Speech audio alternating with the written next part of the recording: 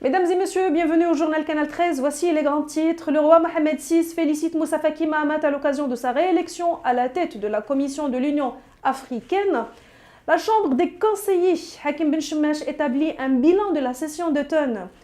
Le chômage atteint 11,9%. Les jeunes sont les plus touchés.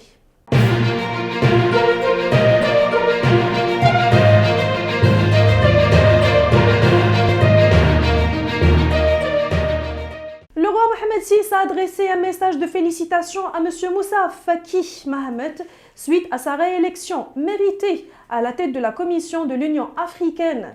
Dans ce message, le souverain exprime ses félicitations les plus chaleureuses et ses vœux de plein de succès à M. Faki Mahamat dans son action au service de l'UE. La Chambre des conseillers adopte 37 textes législatifs durant la session d'octobre de l'année législative 2020-2021, annonce le président de cette institution législative, Hakim Ben Chemmache. Parmi ces textes adoptés figurent 29 projets de loi et 8 propositions de loi touchant différents aspects de la vie économique et sociale, a souligné Hakim Ben Chemmache lors d'une séance plénière consacrée à la clôture de session d'octobre. La situation du chômage s'est détériorisée au Maroc en 2020 par rapport à l'année précédente, a indiqué le Haut Commissariat au plan HCP. Le taux de chômage a atteint 11,9% en 2020 contre 9,2% en 2019. Et ce sont les jeunes qui sont les plus touchés. Le Conseil supérieur du pouvoir judiciaire, CSPJ, a fait état d'un total de 398 audiences tenues à distance dans les différents tribunaux du Royaume entre le 1er et le 5 février 2021, au cours desquelles 8581 affaires ont été mises au rôle.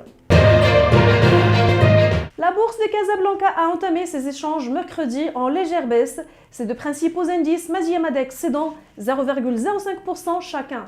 Le Mazi, indice global composé de toutes les valeurs de type action, se chiffrait à 11 645,28 points et le Madex, indice compact composé des valeurs cotées au contenu, se situait à 9 492,79 points.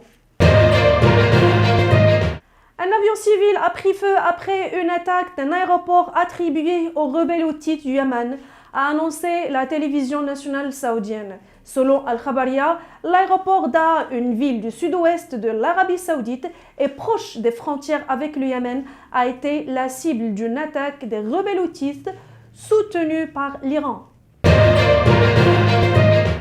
Lionel Messi a été nommé joueur de la décennie par la Fédération internationale de l'histoire et de statistique du football, l'IFFHS, surpassant son meilleur ennemi, Cristiano Ronaldo.